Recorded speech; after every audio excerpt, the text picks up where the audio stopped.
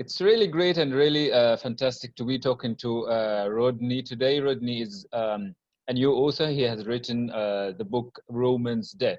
Let's know more from Rodney. Rodney, please could you introduce yourself and what do you do for business? Okay, thank you for having me.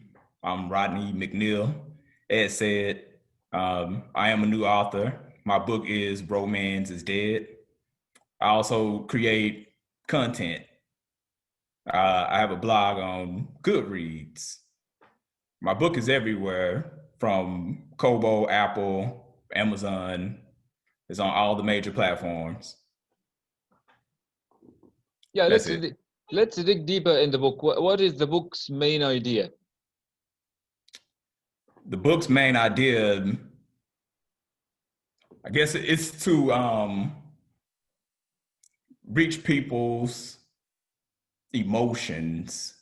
It's to display emotions as if it was a character. So the main character is Ro, and Ro's like a spiritual being, but she's an emotion. The narrative of the story is as written, but it's also an allegory. So it's kind of like the fight between light and night, but it encompasses mankind's struggle in it. So the name Romance Dead, how did you come up with this name? Um, I wanted something that would sort of ring like romance is dead. So I chose romance is dead. When we think about romance is dead, we think about the heart breaking. And on the cover of Romance is Dead, I have a heart that's shattering into pieces, is broken. This story has love and heartbreak in it as well, but the heartbreak plays a major part. So I came up with that title just by Romance is Dead. Romance is Dead. I felt like it's not enough love being shown in society as lately, and it seems dead. What is the best review or the best opinion you have received about the book so far? Um, the best review I've received is they say it's a short read, but it's very deep. It's thoughtful. It depicts the times that we're living in right now. Um, and they also said read it. Like if you want something that's thought provoking, read it. All the reviews have been 5-star, by the way. That's fantastic. Have you been asked questions about the book? Like, have the readers sent you questions? Honestly, no one has questioned me except for, I would say, everybody that's read it that's around me. But as far as like interviews and things of that nature, this is the first actual interview to even speak on it. What is an unusual question you have been asked about the book? Let's see, an unusual question I've been asked. Is Ro the main character? Is one of the characters in the book her boyfriend? It was comical at the time, and really, I'm sure that the person that asked me understood that that wasn't so, but they just kind of had their own spin on how things were going in the book. So that's the strangest question. Okay. About your writing style. So about your writing style in the book, how can you describe your writing in the book? What kind of style is it? I would say the writing style in the book is artsy. It's written like a beautiful song. It's rich in text. It's poetic. On top of that, like the narrative is a story.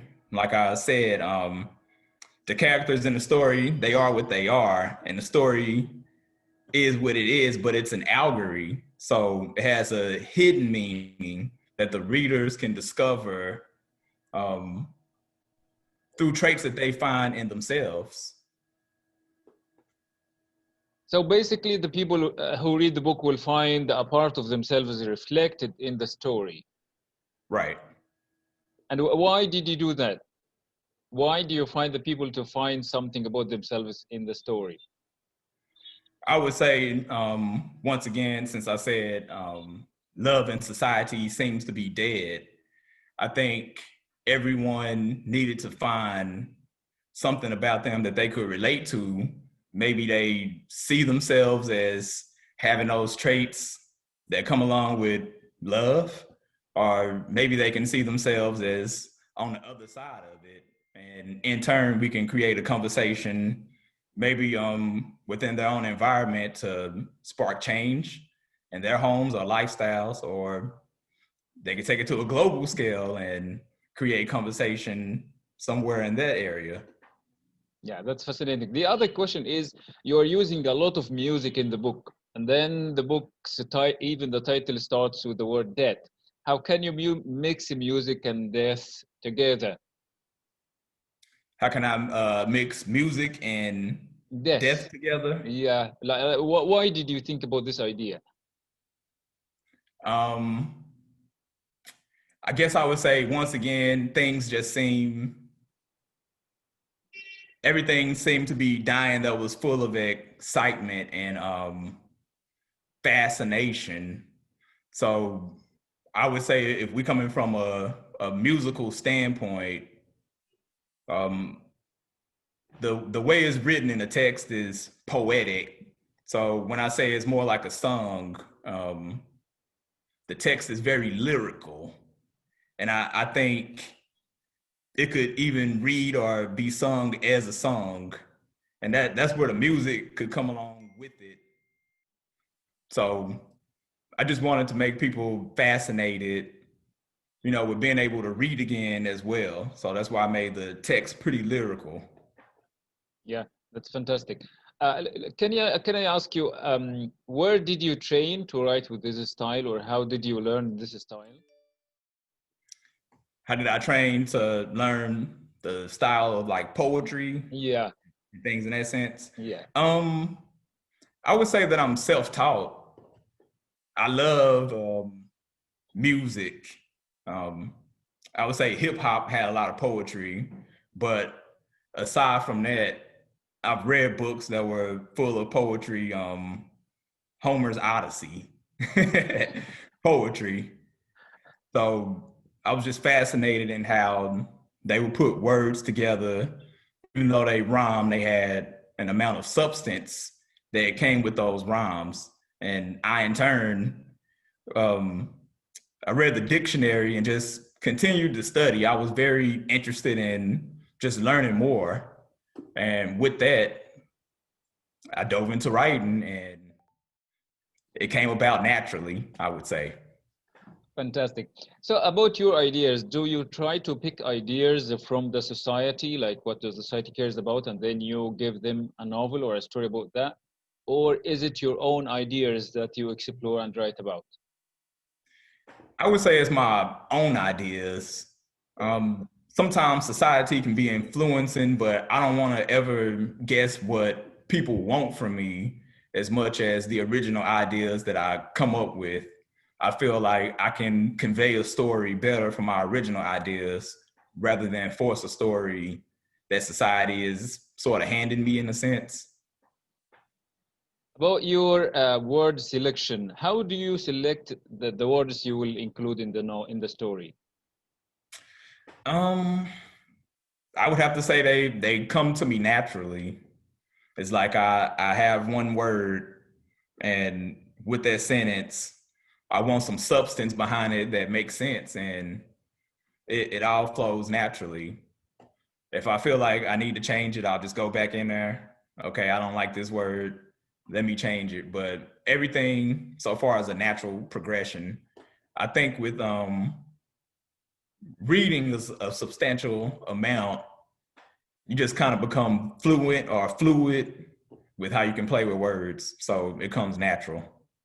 Reading a substantial amount. How many books have you read, or how much reading have you done before you came to this stage? um, I really don't know how many books I have read, Yeah, but about. probably about six up until this stage.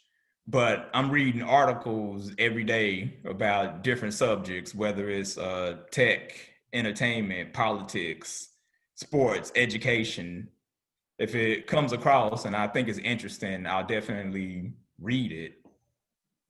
So basically, you write one word, and then sometimes you like the word, and sometimes you don't, and then you decide to change from one word to another.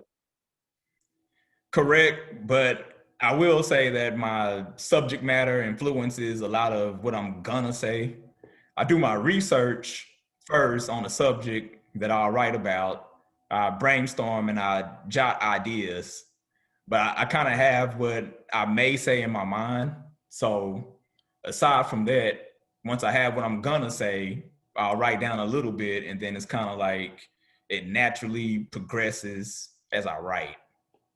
Fantastic. So my other question is, you have been reading articles in different subjects in different areas, and then like it's so you are picking what the vocabulary or the language that fits your style from these places. I would say no.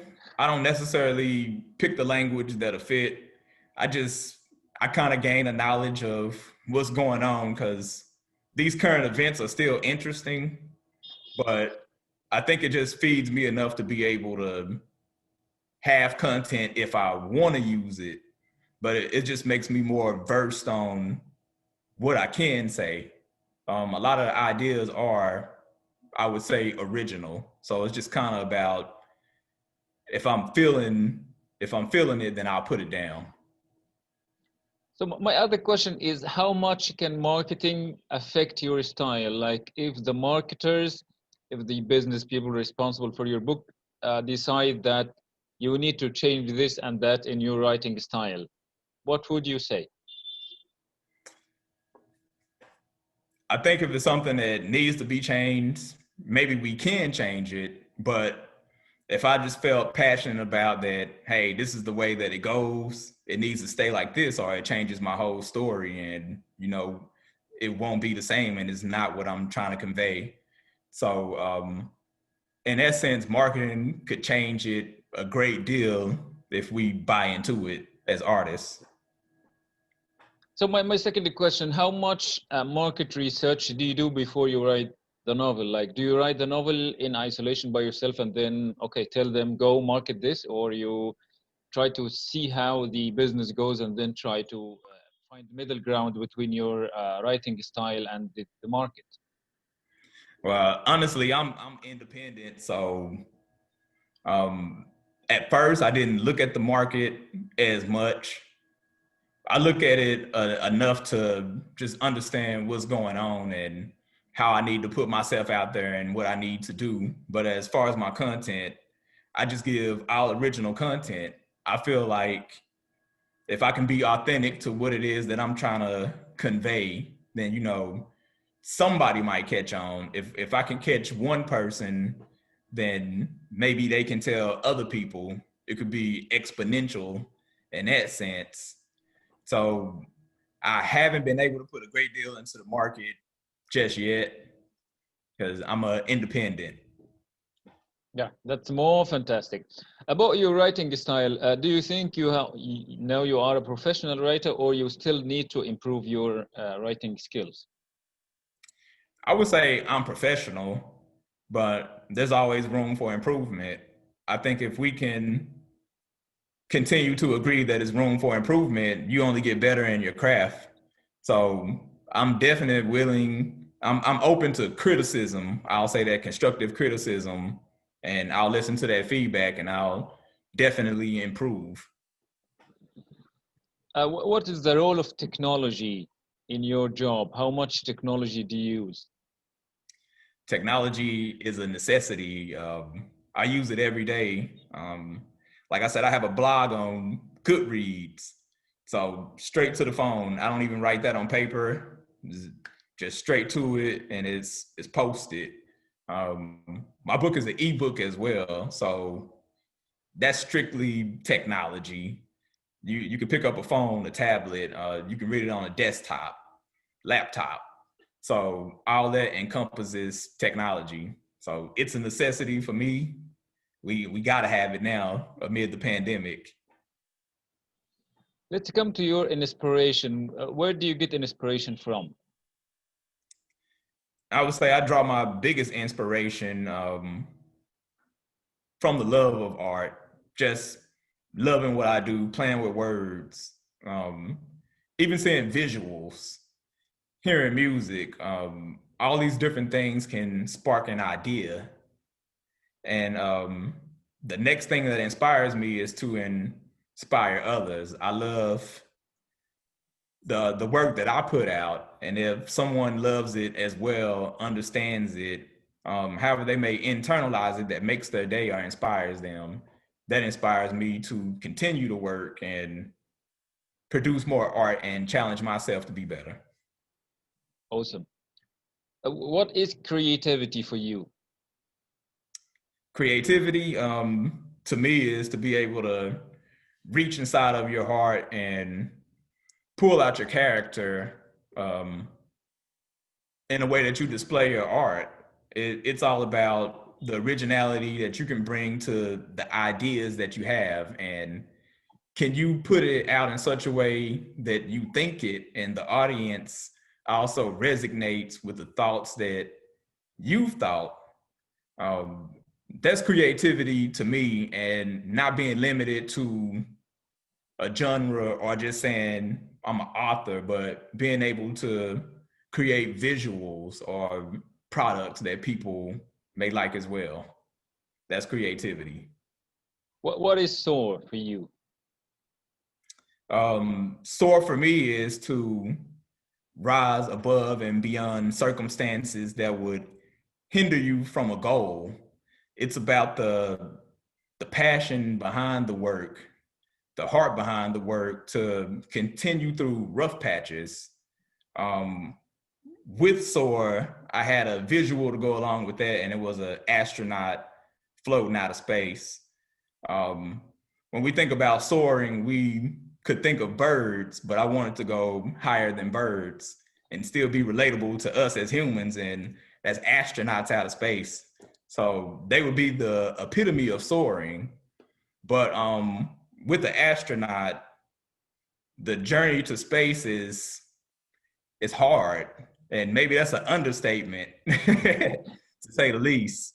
So to rise above our circumstances, we see celebrity entertainers, athletes, who's ever in those roles that could be admired, or you find glory in their success. They have a journey too that they went through to reach their glory or destiny. So did they have to break the atmosphere of their mind, or did they have to break the atmosphere of their environment to get there?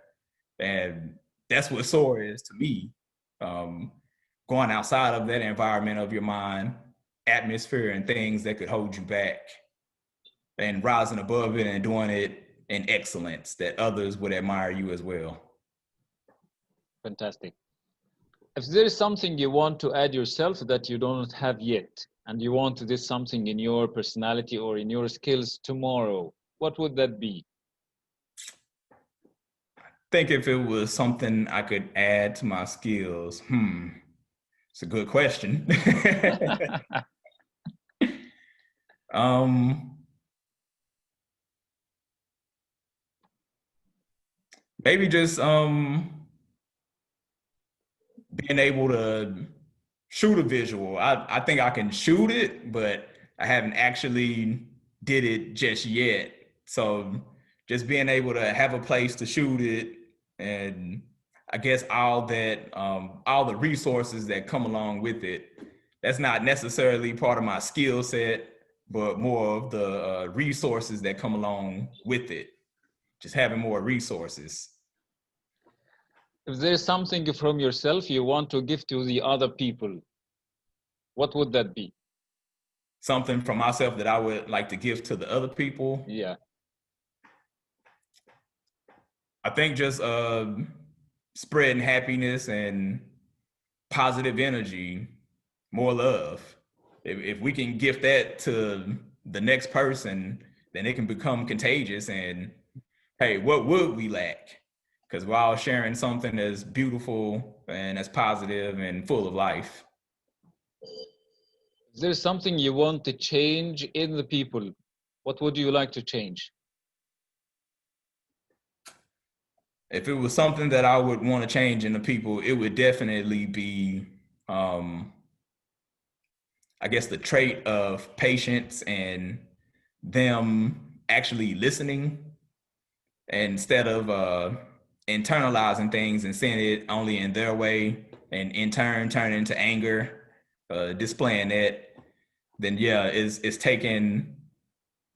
giving the people patience and taking the evil in them out of them. That's what I would love to change. What is the award that you are dreaming about winning? Um, I don't know if I'm not really dreaming about an award yet, but if I would have to say, maybe New York Times bestseller, uh, something to that magnitude. Like I said, I really won't limit myself to just saying I'm an author because I want to get outside of that and do more. But that would be one I would say I would love to see. Do you think your Romance Death is your masterpiece, or your masterpiece is still to come? It could be still to come. Like I said, Romance is Dead is it's an introduction. I think it was beautifully written. Of course, I'm the author of it. I'm not saying it in a biased way, but it's definitely not my masterpiece. I know for sure that I have a lot more to come. So hey, maybe each time a project comes out, that's the masterpiece and it tops the one before. Please, Rodney, could you read one page from the book? Sure, not a problem. Yeah. Wait, Ro, awake. Seasons change, but not Ro. As she sleeps the time away, goodness surrounds her like a mountain to a valley. In the likeness of joy, love, joy, peace, kindness, and beauty, there is something opposite on the other side of the wave. Ro sleeps in light, Ro sleeps in day. The lilies surround Ro, and the beach puts ground between Ro and the wave.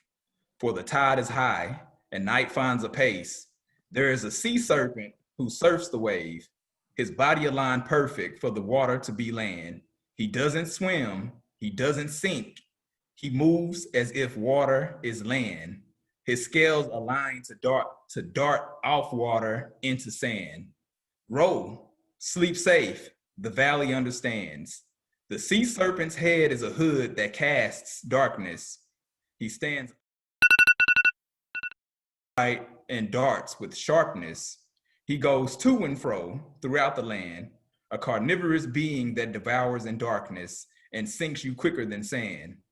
Who told you, Cobra, to bring your darkness into light? Nature did sing, now quiet with fright. This is the fight between light and night. The cobra is swift, but the light shines bright. Row, awake, be of peace, stay still. The valley, the garden, will be your shield. Rose glory illuminates, and the cobra revered the light. Her identity as he darts closer and near. Roe gazes upon his scales. Cobra begins to twitch. He stares into Roe's direction as his scales itch. If Cobra ever felt life, it would feel this way. Cobra would immediately have an allergy. His scales would twitch away. That's it. Yeah, it has been fantastic. Really fantastic. Thank you. Okay, yeah, it has been great talking to Rodney. Rodney is a great and shining author and self-published. It has been great talking to you, Rodney. Thank you so much for this great opportunity. Thank you for having me. It's been great as well. And I hope to see you again. Certainly. And everybody, Rodney is here and his book is fantastic. As you can see, if you need more of his pages, more of his writing, you can surely get his book. Thank you, Rodney. Thank you.